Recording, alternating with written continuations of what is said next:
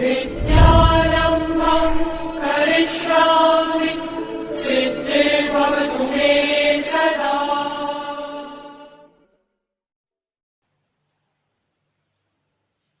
Hello, जमाना क्या कहेगा ये कभी मत सोचो, क्योंकि जमाना बहुत ही अजीब है। ये नाकामयाब लोगों का मजाक उड़ाता है और कामयाब लोगों से जलता है। मैं हूं राजू शर्मा सर और आप सबों का बहुत बहुत स्वागत है हमारे YouTube channel delight classes Motihari में। आज हम लोग पढ़ने वाले हैं द्विघात समीकरण टॉपिक से कुछ महत्वपूर्ण विषयनिष्ठ मतलब सब्जेक्टिव क्वेश्चंस के बारे में, जो आपके एग्जाम के लिए बहुत ही कारगर साबित होने वाला है। तो ध्यान दीजिएगा। पहला नंबर सवाल है, एक समकोण त्रिभुज की ऊंचाई उसके आधार से 7 सेंटीमीटर कम है। यदि कर्ण 13 सेंटीमीटर का है तो अन्य दो भुजाएं ज्ञात करना है। तो सबसे पहले एक हम समकोण त्रिभुज बना लेते हैं। तो ध्यान दीजिएगा, ये रहा हमारा समकोण त्रिभुज। समकोण त्रिभुज में यहाँ 90 डिग्री होता है। ये नीचे वाला आधार मान लीजिए, इसको आप कर्ण मान लीजिए, और जो रह जाता है बाकी वो हमारा क्या है, लंब है। तो सबसे पहले कहता है क्या कि एक समकोण त्रिभुज की ऊंचाई इसके आधार से 7 सेंटीमीटर कम है। आपको आधार पता है? नहीं पता है तो आधार को आप क्या मान लीजिए, x मान लीजिए। और कहता है क्या कि इसकी ऊंचाई आधार से 7 कम है। तो हमारा जो ये लंबाई है मतलब ऊंचाई है, आधार है x और इससे कितना कम है, 7 कम है यहां तक। और फिर कहता है क्या कि कर्ण जो है 13 सेंटीमीटर का है। तो ये कर्ण हमारा 13 सेंटीमीटर। तो अन्य दो भुजाएं ज्ञात करें। तो कर्ण तो हमें पता है लेकिन आधार नहीं पता है और नहीं हमें लंब या ऊंचाई पता है। ठीक है, तो इसको हम हल करते हैं। सबसे पहले यहां लिखेंगे माना कि समकोण त्रिभुज का आधार बराबर x सेंटीमीटर तथा ऊंचाई को आप लंब कह सकते हैं, लंब या ऊंचाई बराबर x माइनस 7 सेंटीमीटर तथा दिया गया है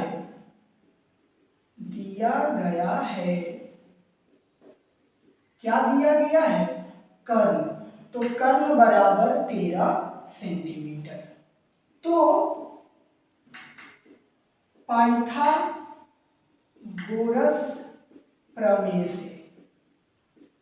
पाइथागोरस प्रमेय कहता है कि कर्ण का स्क्वायर बराबर आधार का स्क्वायर प्लस लंब का स्क्वायर। तो कर्ण कितना है, 13 है, तो 13 का स्क्वायर बराबर आधार कितना है, आधार x, तो x का स्क्वायर प्लस लंब कितना है, x माइनस 7, तो इसका स्क्वायर। अब इसे हल कर लीजिए। 13 13 169 यानी 169, x square plus x minus 7 का स्क्वायर करेंगे तो a माइनस बी के होल स्क्वायर फॉर्मूला पे है। तो a square plus B square minus 2ab। समझ में आ रहा है?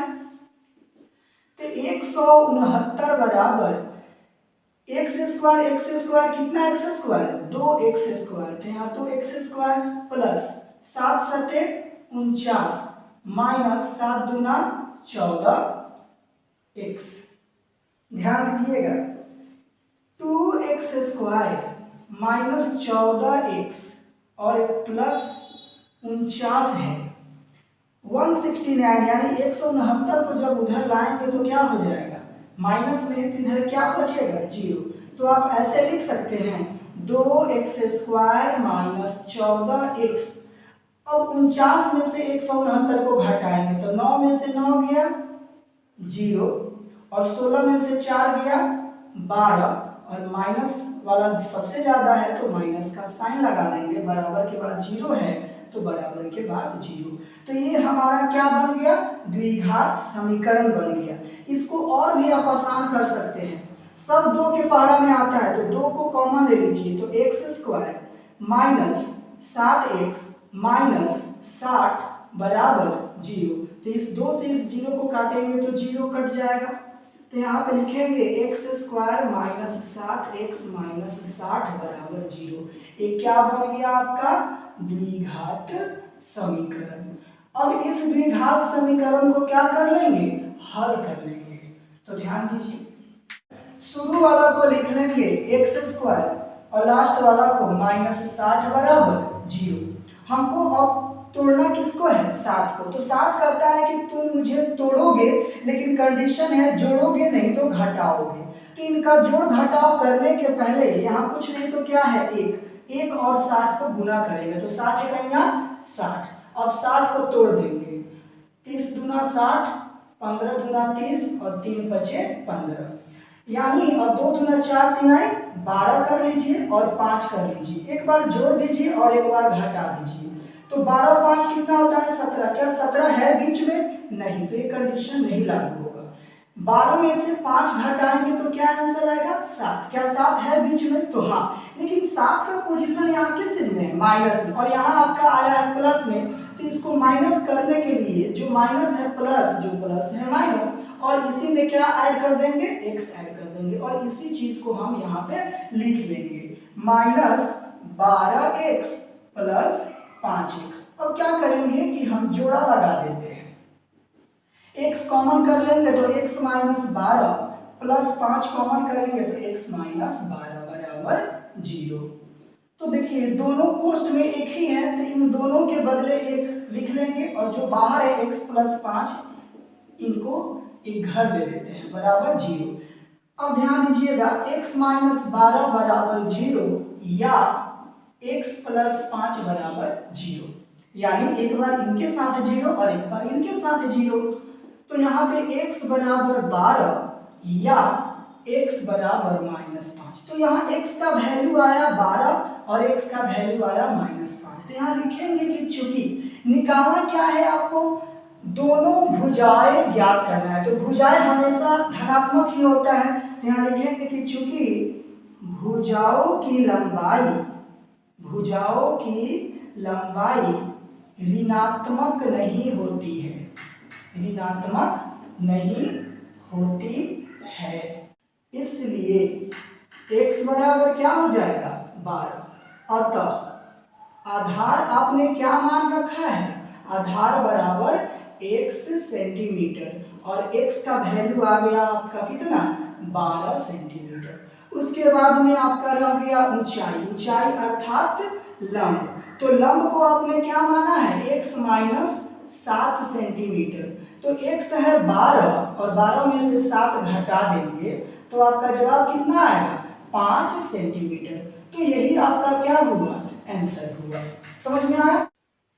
अब चलते हैं 2 नंबर सवाल, ध्यान दीजिएगा। कहता है कि दो संख्याओं के वर्गों का अंतर 180 है और छोटी संख्या का वर्ग बड़ी संख्या का 8 गुना है, तो दोनों संख्याएं ज्ञात कीजिए।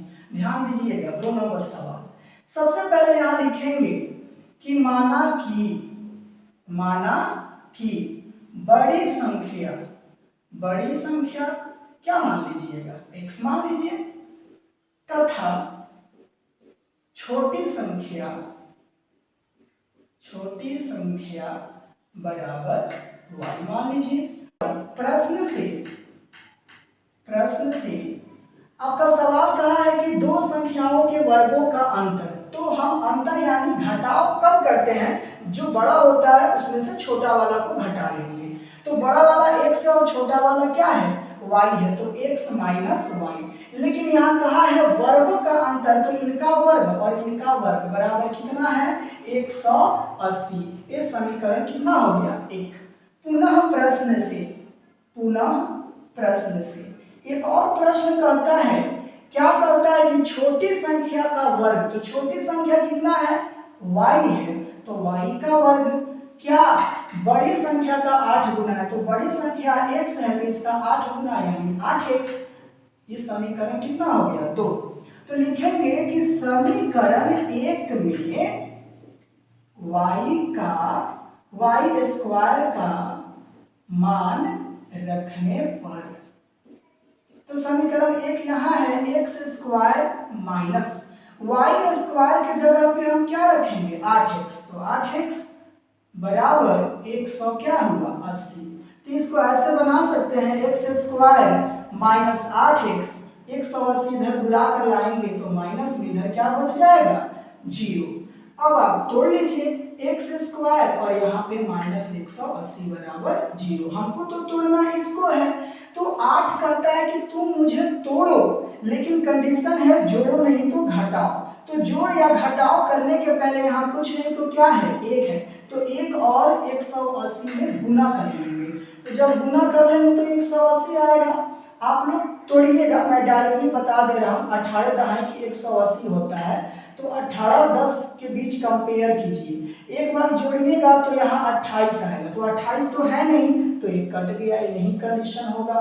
माइनस करेंगे तो हमारा कितना होगा 8 होगा, तो 8 तो यहाँ है, लेकिन 8 का पोजीशन माइनस में है, तो माइनस कर देंगे। जो माइनस है प्लस, जो प्लस है माइनस, तो यहाँ माइनस 18x प्लस 10x ऐसे लिख सकते हैं। तो यहाँ माइनस 18x और प्लस 10x। अब क्या करेंगे कि जोड़ा लगा देंगे, तो x कॉमा ले लेंगे तो x माइनस 18, फिर प्लस 10 कॉमा ले लेंगे तो x माइनस 18 बराबर 0। तो यहाँ दोनों घर में एक जैसा है, तो इन दोनों के बदले एक घर दे देंगे, और जो बेचारा बाहर घूम रहा है x प्लस 10, इनको एक घर दे देंगे और बराबर 0। तो यहाँ लिखेंगे x माइनस 18 बराबर 0 या x प्लस 10 बराबर 0। तो यहाँ x बराबर माइनस 18 उधर आएंगे तो प्लस 18, या x बराबर प्लस 10 उधर जाएंगे तो माइनस 10। तो यहाँ x का वैल्यू आया 18 और x का वैल्यू आया माइनस 10। लिखेंगे कि चूंकि संख्याएं धनात्मक लेनी है, इसलिए x बराबर क्या हो जाएगा 18। अब समीकरण 2 में किसका वैल्यू x का मान रखने पर, तो समीकरण हमारा 2 क्या था कि y स्क्वायर बराबर 8x। तो यहाँ y स्क्वायर बराबर 8 है, तो 8 गुना x का वैल्यू क्या आया है 18। तो यहाँ पे y स्क्वायर बराबर 18 8 कितना होता है 144। तो यहाँ पे y बराबर 144 स्क्वायर उधर जाएंगे तो बन जाएंगे हमारे रूट। तो यहाँ पे लिखेंगे y बराबर क्या 12। y बराबर हमारा कितना आ गया 12। इसलिए बड़ी संख्या, तो बड़ी संख्या को आप क्या माने थे x, और x का वैल्यू आ गया आपका 18, तथा छोटी संख्या, तो छोटी संख्या को आप क्या माने थे y, और y का वैल्यू आ गया 12। यही सवाल कहा था कि संख्या ज्ञात करें, तो हमारा ये कंप्लीट हुआ। समझ में आया सबको। अब देखिए 3 नंबर सवाल कहता है कि दिए गए द्विघात समीकरण 3x square minus 4 root 3x plus 4 बराबर 0 के मूलों की प्रकृति ज्ञात करें। यदि मूलों का अस्तित्व हो तो उन्हें ज्ञात भी करें। तो ध्यान दीजिए 3 नंबर सवाल। सबसे पहले यहाँ लिखेंगे कि दिया गया है, क्या दिया गया है द्विघात समीकरण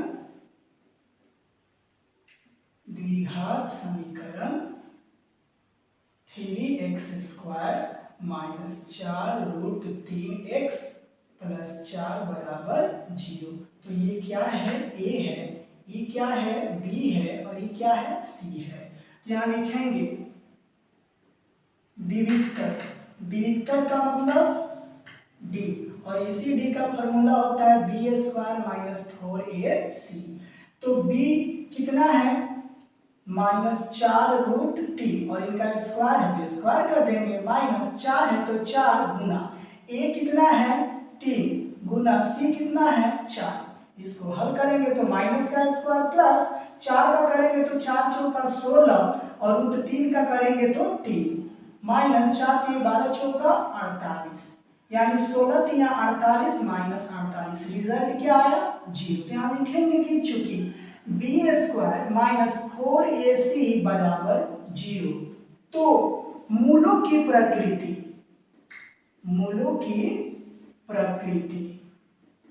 क्या होगा? मूलों की प्रकृति क्या होगा? वास्तविक तथा समान होंगे। समान का मतलब बराबर होंगे। समझ में आ रहा है? अब यहाँ सवाल करता है कि यदि उनका अस्तित्व है तो अस्तित्व तो है ही कि वास्तविक और समान होंगे तो उन्हें अब ज्ञात करना है। यहाँ लिखेंगे कि चूंकि मूलों का अस्तित्व है, मूलों का क्या है अस्तित्व है, इसलिए x बराबर तो ये मूल क्या होंगे वास्तविक और समान होंगे तो x बराबर क्या होंगे -b/2a फिर -b/2a यही मैं बताया था। तो माइनस b के जगह पे क्या है b के जगह पे -4√3 बटा 2 है तो 2 a के जगह पे क्या है 3 तो फिर लिख लेंगे -4√3 बटा 2 गुना 3 तो माइनस माइनस प्लस 4√3 बटा क्या हो जाएगा 3 दूना 6 फिर यहाँ पे 4√3 और 2 तिया 6। समझ में आ रहा है? इसको काट कुट कर सकते हैं 2 दूना 4 2 तिहाई 6 2 दूना 4 2 तिहाई 6 यानी 2√3 बटा 3 और फिर 2√3 बटा 3। तो इस तरीके से आपका आंसर होगा। अब देखिए 4 नंबर सवाल कहता है कि 4x² प्लस 4√3x प्लस 3 बराबर 0 को पूर्ण वर्ग बनाने की विधि द्वारा ज्ञात करें। तो यहाँ पे लिखेंगे दिया गया है क्या दिया गया है द्विघात समीकरण। समझ में आ रहा है? तो द्विघात समीकरण क्या है 4x² प्लस 4√3x प्लस 3 बराबर 0 और इसे करना है पूर्ण वर्ग विधि द्वारा हल। तो यहाँ लिखेंगे पहले लिख लेते हैं 4x² प्लस 4√3x प्लस 3 बराबर 0। तो हम इसके शुरू वाला को देखते हैं। तो यहाँ शुरू में 4 है तो 4 का वर्गमूल करने पर क्या कोई समान संख्या आ सकता है? तो बिल्कुल आ सकता है। वो संख्या क्या है? तो 2 है। तो 2x का होल स्क्वायर लिख सकते हैं ना। 2 का स्क्वायर करेंगे तो 2 दूना 4 x का करेंगे तो x² हो जाएगा और यहाँ प्लस है तो प्लस। तो इसको कहते हैं a² प्लस 2a तो a की जगह पे 2x। अब ध्यान दीजिए इसके बदले में तो हमने a लिख लिया। अब इसके बदले में हम क्या लिखेंगे? तो इसके बदले में यहाँ से यहाँ तक लिखना है। तो 2 दूना 4x तो मिल गया लेकिन √3 तो नहीं मिल रहा है तो यहाँ क्या करेंगे √3 से गुना कर देंगे। तो देखिए a² plus 2ab plus b²। तो b की जगह पे √3 है तो √3 का स्क्वायर। खूब गौर से देखिएगा a² plus 2ab plus b²। तो इसके बदले हमने इसको लिख लिया, इसके बदले हमने इसको लिख लिया। ये किसके बदले के? किसी के बदले नहीं। तो इसको हटा देंगे तो हटाने के लिए माइनस कर देते हैं और यहाँ प्लस 3 है तो प्लस 3 बराबर क्या लिखेंगे 0। तो देखिए यहाँ से लेकर के यहाँ तक एक आपका फॉर्मूला हो गया क्या a² plus 2ab plus b²। तो क्या फॉर्मूला होता है a प्लस b का होल स्क्वायर। तो a की जगह पे 2x प्लस b की जगह पे √3 का होल स्क्वायर। माइनस है तो माइनस।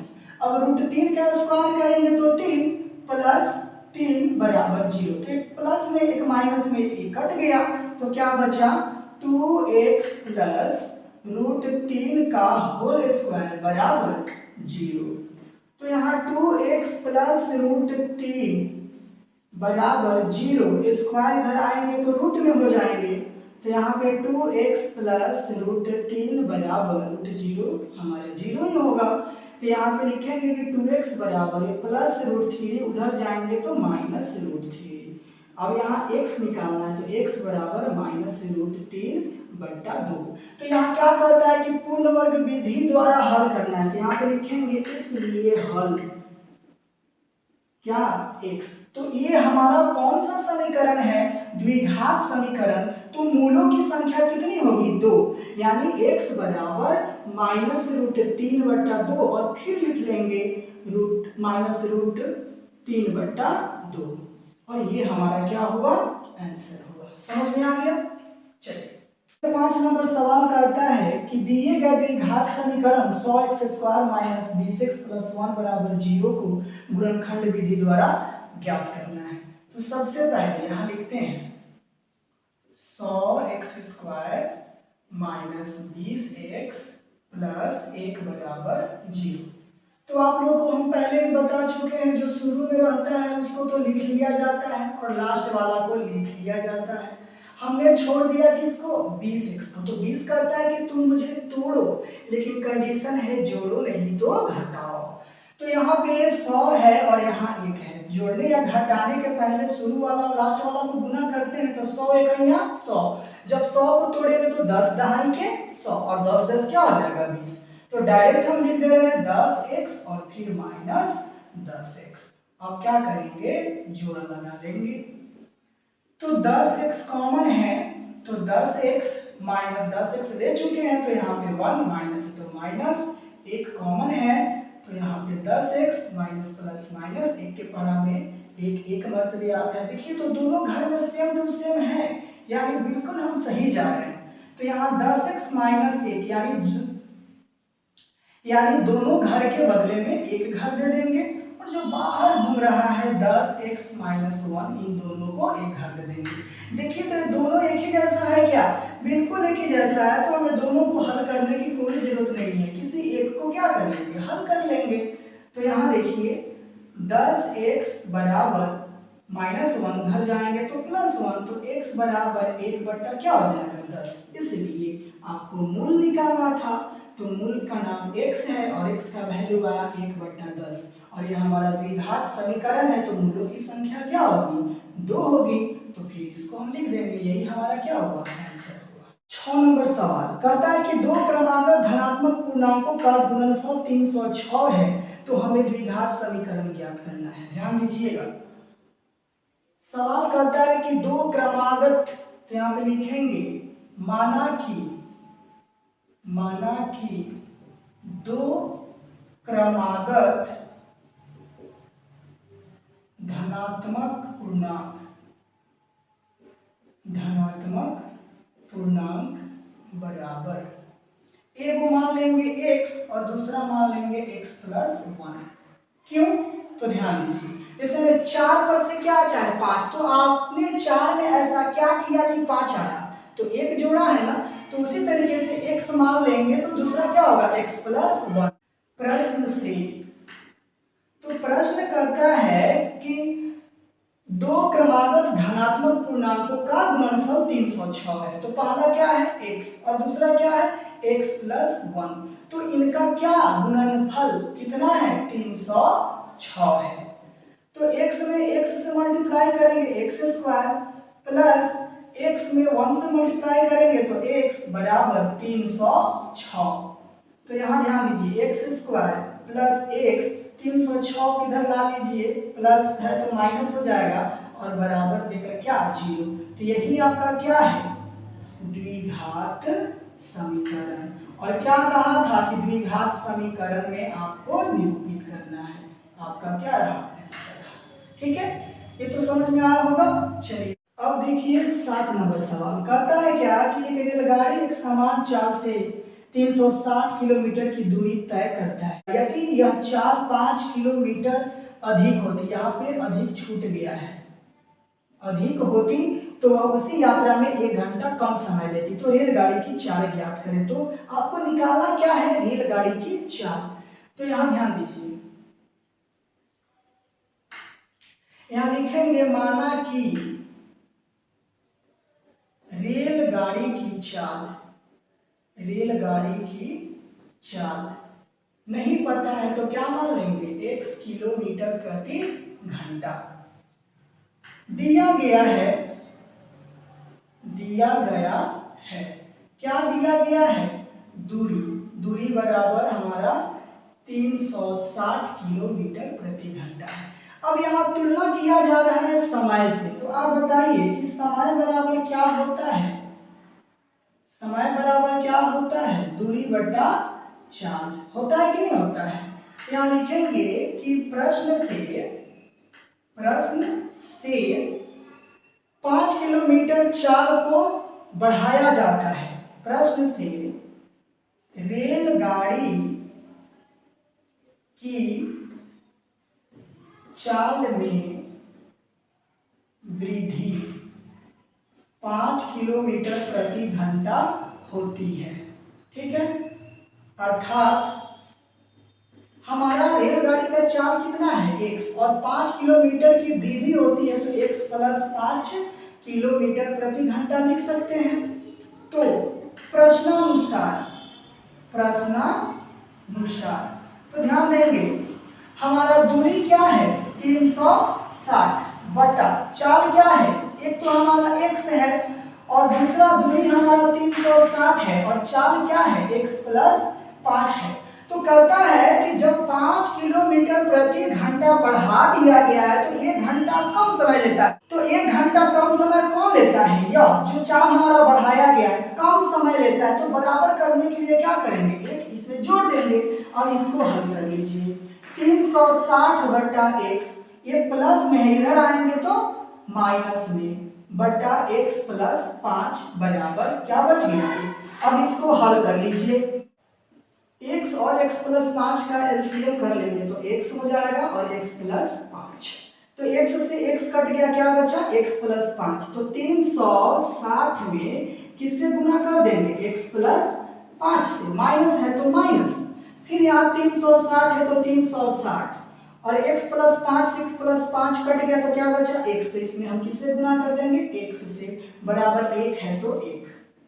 तो 360 में x से गुना करेंगे तो 360x प्लस, अब 360 में 5 से गुना करेंगे तो 5 6 30 और 5 3 15 3 18, एक जीरो है तो एक जीरो, माइनस 360x बटा x में x से करेंगे तो x स्क्वायर प्लस 5x बराबर क्या हो गया 1।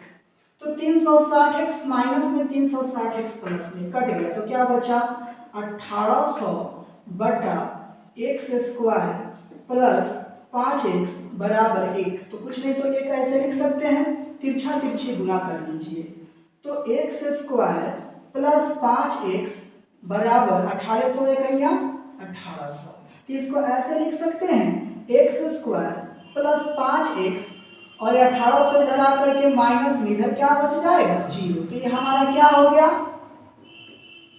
द्विघात समीकरण हो गया। अब इसे हल कर लेते हैं, x square plus 5x minus 1800 बराबर 0। तो हम क्या करते हैं कि शुरू वाला को लिख लेते हैं और लास्ट वाला को लिख लेते हैं, हम छोड़ दिए किसको 5x को। तो 5 कहता है कि तुम मुझे तोड़ो, लेकिन कंडीशन है जोड़ो नहीं तो घटाओ। तो उनको करने के पहले यहाँ कुछ नहीं तो क्या है 1 और यहाँ है 1800, तो 1 और 1800 को गुना कर लेंगे तो कितना हो जाएगा 1800, कर लीजिए 2 9 18, 45 दूना 90, 225 दूना, फिर 5 चौका 20 और 50 25, फिर यहाँ पे 5 9 45, 3 3 9, तो 2 दूना 4 दूना 8 बचे 40, 5 3 15 3 45। तो 45 और 40 को जब जोड़ेंगे तो हमारा हो जाएगा 95। 95 तो यहाँ नहीं है तो ये तो हमारा बिल्कुल नहीं होगा, तो माइनस जरा कर लेते हैं, क्या आंसर आएगा 45 में से 40 घटाएंगे तो 5, यानी हमारा 5 है। यहाँ क्या लिखेंगे प्लस 45x माइनस 40x, क्या कर देंगे जोड़ा लगा देंगे, x कॉमन लेंगे तो x प्लस 45 माइनस 40 कॉमन ले लेंगे तो x माइनस माइनस प्लस 45 बराबर 0। तो देखिए तो ये दोनों घर में एक जैसा आ गया, तो x प्लस 45 और जो बाहर है x माइनस 40, इनको एक घर दे देंगे। तो यहाँ पे x प्लस 45 बराबर 0 या x माइनस 40 बराबर 0। तो x बराबर प्लस 45 उधर जाएंगे तो माइनस 45, या x बराबर माइनस 40 उधर जाएंगे तो प्लस 40। तो x का वैल्यू एक माइनस 45 आया और x का वैल्यू एक माइनस 40 आया। तो आप बताइए, किसी भी रेलगाड़ी की चाल को हम धनात्मक रूप में ही व्यक्त करते हैं। तो यहाँ लिखेंगे कि चूंकि चाल ऋणात्मक नहीं होगी, चाल ऋणात्मक नहीं होगी, इसलिए रेलगाड़ी की चाल, रेलगाड़ी की चाल आपने क्या मान रखा था x, और x का वैल्यू यहाँ 45 माइनस 45 आया और 40 आया, तो ऋणात्मक नहीं होगी तो हम 40 वाला को ही लेंगे।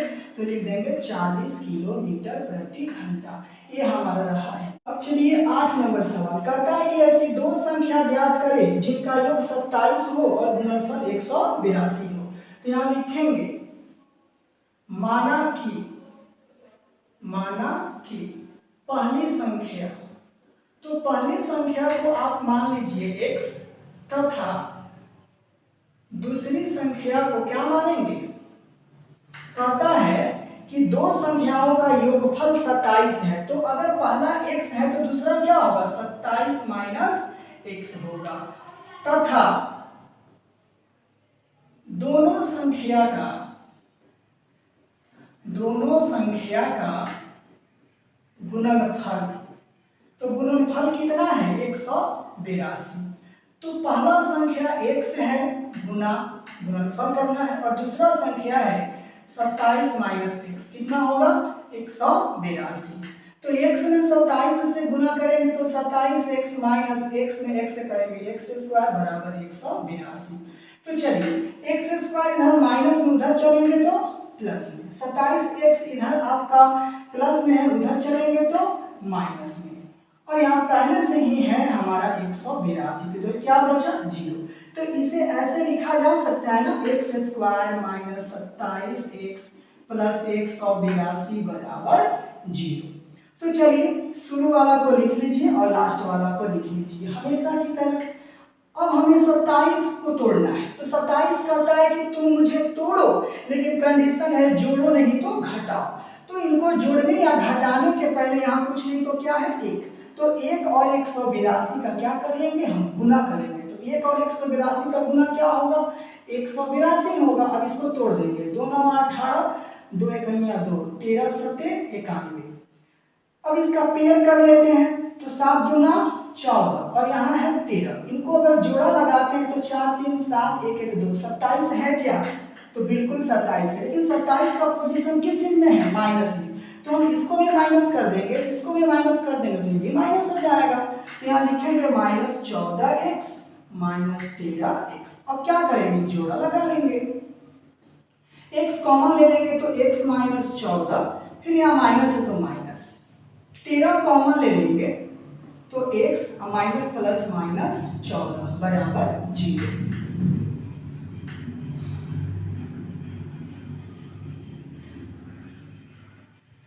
तो x माइनस 14 एक घर में और x माइनस 13 एक घर में। तो यहाँ लिखेंगे x माइनस 14 बराबर 0 या x माइनस 13 बराबर 0। तो x बराबर 14 या x बराबर 13। अब यहाँ x का वैल्यू 14 आया और x का वैल्यू क्या है 13। तो यहाँ पे लिखेंगे कि चूंकि पहली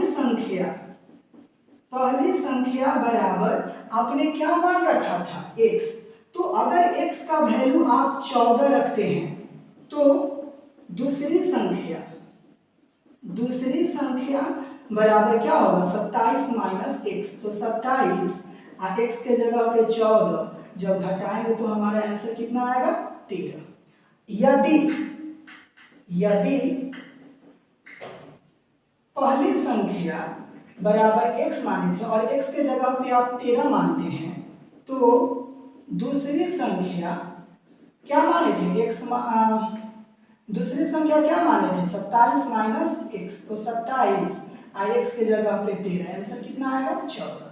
समझ में आ रहा है? क्योंकि यहाँ दोनों का पोजीशन प्लस में आया तो किसी का भी वैल्यू आप रख सकते हैं। अगर पहली संख्या 14 मानते हैं तो दूसरी संख्या 13, और यदि पहली संख्या 13 मानते हैं तो दूसरी संख्या हमारा 14, और दोनों को जोड़ेंगे तो हमारा 13 14 कितना हो जाएगा 27, और जब गुना करेंगे तो हमारा कितना हो जाएगा 182। तो ये रहा आप लोग का कुछ महत्वपूर्ण सब्जेक्टिव क्वेश्चन जो आपके एग्जाम के लिए बहुत ही इंपॉर्टेंट है। अब हम लोग कल अगले वीडियो में पढ़ने वाले हैं नए अध्याय के बारे में, जिस अध्याय का नाम है समांतर श्रेणियां, जिसको इंग्लिश में अर्थमेटिक प्रोग्रेशन कहा जाता है, शॉर्ट नेम एपी। तो चलिए हमारे वीडियो को आप लोग लाइक कीजिएगा। किसी भी प्रकार को आपको दिक्कत हो प्रश्नावली में तो आप कमेंट बॉक्स में उस प्रश्न लिखिएगा, मैं उसका वीडियो बनाकर आप लोग के पास भेजूंगा। और हाँ, शेयर भी कीजिएगा। और चलिए हमारे चैनल को सब्सक्राइब नहीं किए होंगे तो प्लीज सब्सक्राइब भी कर दीजिएगा। फिर मिलते हैं। जय हिंद।